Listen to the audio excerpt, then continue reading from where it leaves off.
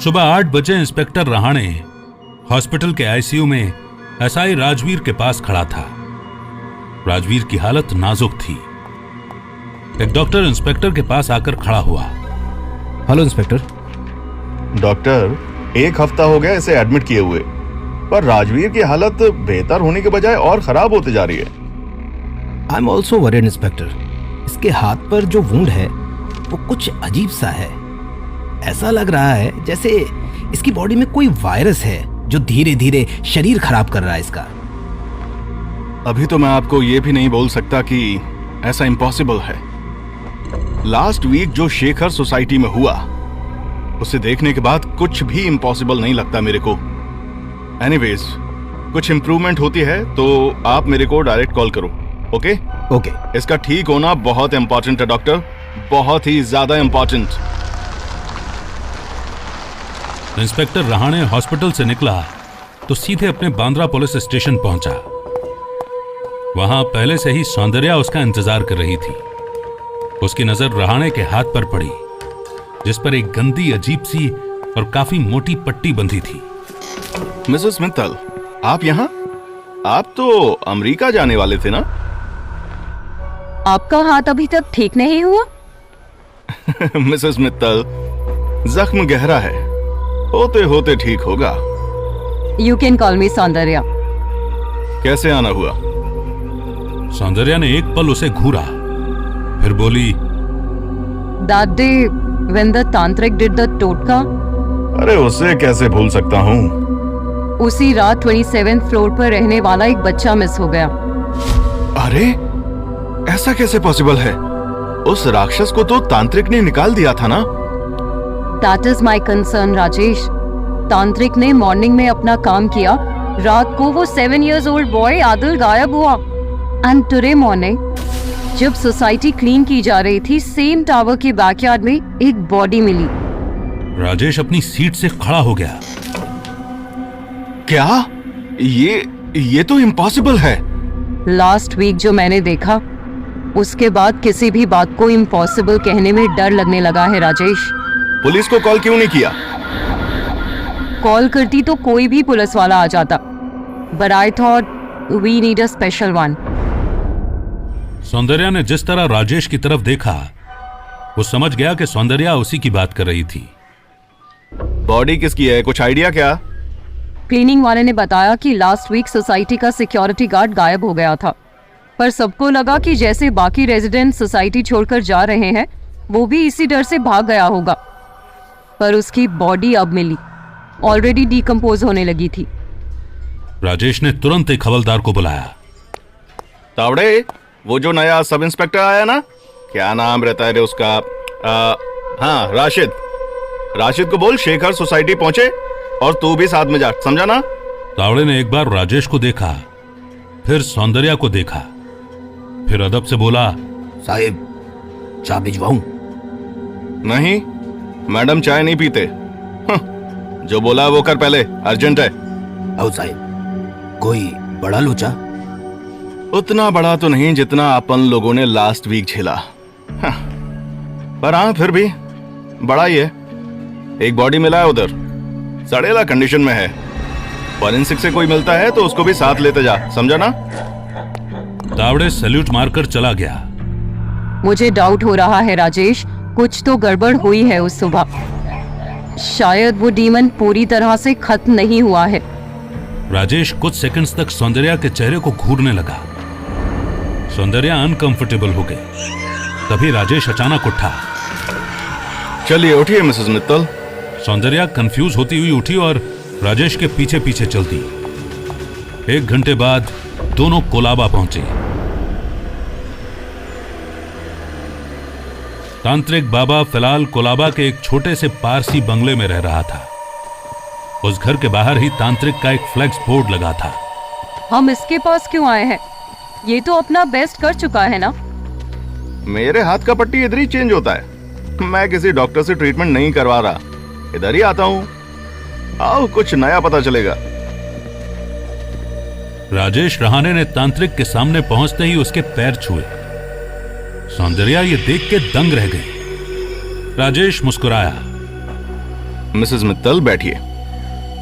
जो मुझे बताया वही पूरी बात बाबा को भी बताइए। तांत्रिक बाबा ने पूरी बात सुनी और सोचने लगा।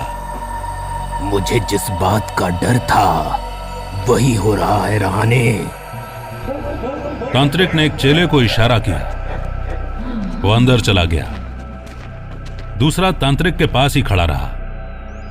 बाबा, ऐसा लग रहा है जैसे एक फ्लैट, एक बिल्डिंग, एक सोसाइटी को बचाने के चक्कर में ना हमने पूरे शहर को रिस्क पर डाल दिया है।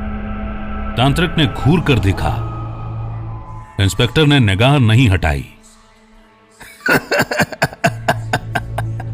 मुझे तेरी यही बात सबसे अच्छी लगती है। तू अपने फर्ज के लिए बहुत ईमानदार है। तुझे खुद से ज्यादा मोहब्बत इस शहर से है। ये शहर जहां तेरे पास रहने को ढंग का घर भी नहीं है। बाबा, खाने को रोटी तो है ना, वो भी नहीं थी अपने पास। यही इधर आमची मुंबई मेरे को पाली। आज वर्दी है ना, इज्जत है। 2-4 बड़े लोग मेरे को मानते हैं। ये सब मुंबई का दिया है बाबा। बड़े लोग बोलते हुए राजेश ने सौंदर्या की तरफ देखा तो सौंदर्या ने निगाह नीची कर ली। तभी वो लड़का आ गया। उसके हाथ में एक ट्रे थी जिसमें गर्म पानी का बोल रखा था। कुछ मरहम जैसा पीला लेप था और ढेर सारे पुराने कपड़े की पट्टियां थी। लड़के ने फटाफट राजेश की पुरानी पट्टी खोली। सौंदर्या ने देखा कि उसका जख्म काला हो रहा था और कुछ अजीब सा सब्सटेंस उसके जख्म के ऊपर चल रहा था। ओ गॉड, ये क्या हो गया है तुम्हें राजेश? ये घबराओ नहीं मैडम, जैसे आप कोई वायरस या कीड़ा या इन्फेक्शन समझ रहे हो ना, असल में वही मेरी चोट का डॉक्टर है। अगले ही मिनट में उस चेले ने राजेश का जख्म साफ किया, ऊपर नया मरहम लगाया और ढेर सारी पट्टियां बांध दी। तांत्रिक अपने एक चेले से बोला, अभी निकलने की तैयारी कर। जो सच हमें जानना है वो यहां नहीं मिलेगा। उसके लिए यात्रा करनी होगी। हमें कल ही भोर से पहले पहुंचना होगा। कहां बाबा? ऐसा कौन सा ज्ञान है जो आपके पास नहीं है? उस भूखे राक्षस का असली नाम, उसका जन्म स्थान, उसके जन्म की वजह, इसका अंदाजा तो मुझे है, पर अंदाजे से काम नहीं चलेगा रहने। अभी शुक्र इस बात का है कि वो एक बच्चे के शरीर में घूम रहा है। बच्चे की ताकत की एक सीमा होती है, पर अगर वो किसी मर्द के शरीर में आ गया तो अनर्थ अनर्थ अनर्थ हो जाएगा। हमें अभी निकलना होगा। मैं भी चलूंगी राजेश, मैं भी चलूंगी। मुझे कोई डर नहीं। राजेश और तांत्रिक बाबा की निगाह मिली। दोनों कुछ नहीं बोले।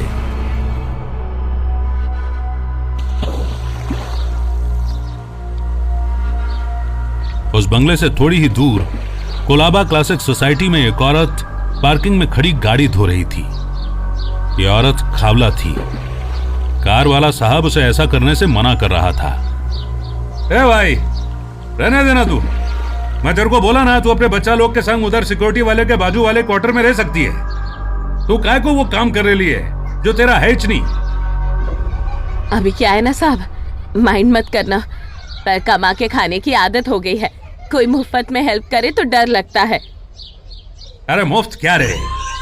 मैं मेरी बीवी को बोला था वो तेरे को इधर ही सोसाइटी में काम के लिए 4-5 घर दिलवा देगी। तो मस्त उधर झाड़ू खटका करना, पर तब तक मेरी गाड़ी छोड़ दे। इसकी वाट मत लगा।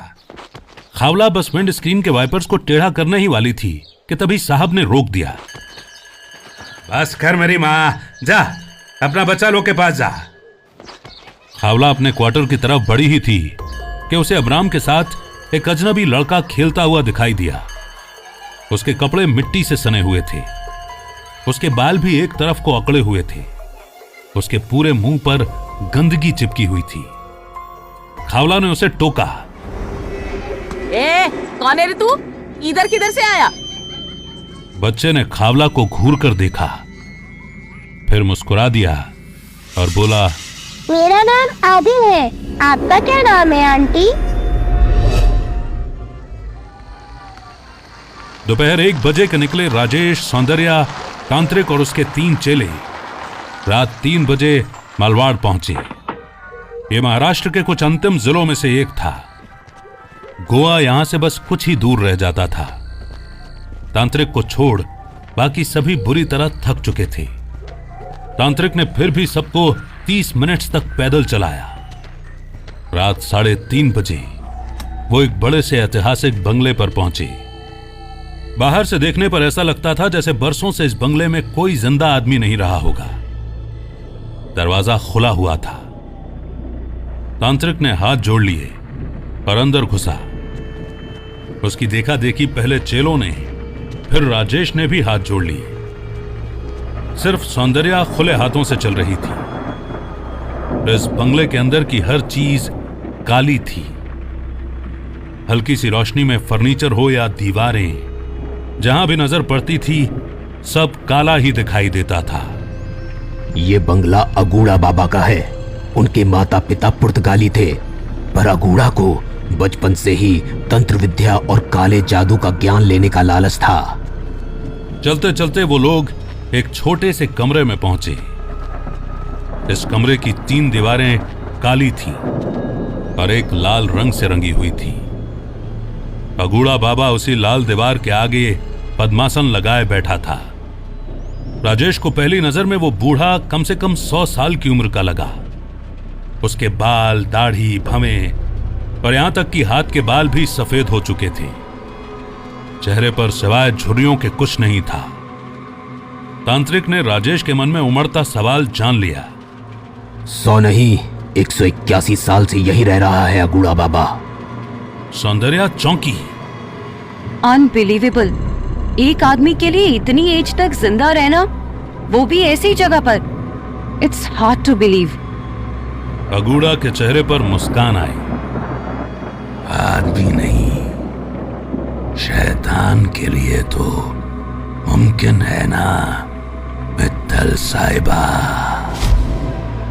सौंदर्या फिर से चौंक गई। तांत्रिक और राजेश एक साथ मुस्कुराए। अगूड़ा बाबा, तेरा जोर कभी कम ना हो। तांत्रिक ने एक चेले को उसको छोटा सा चाकू थमा दिया। तांत्रिक ने अपने हाथ पर बड़ी सफाई से चाकू फेरा। उसकी हथेली से खून बहने लगा। तांत्रिक चिल्लाया, आहुति कबूल कर अगूड़ा बाबा, आहुति। राजेश और सौंदर्या हैरान हुए बिना न रह सके। जमीन पर गिरता खून अगूड़ा बाबा के शरीर तक पहुंच रहा था। लोबा, लोबा है वो। तेरे नगर पर लोबा का आतंक छाने वाला है। अचानक अगूड़ा के पीछे कहीं से दीवार खिसकी और एक आदमी के निकलने की जगह बन गई।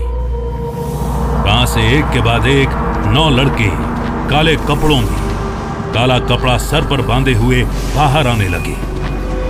सब एक सुर में गा रहे थे, अगूड़ा बाबा, तेरा जोर कभी कम ना हो, तेरा जोर कभी कम ना हो।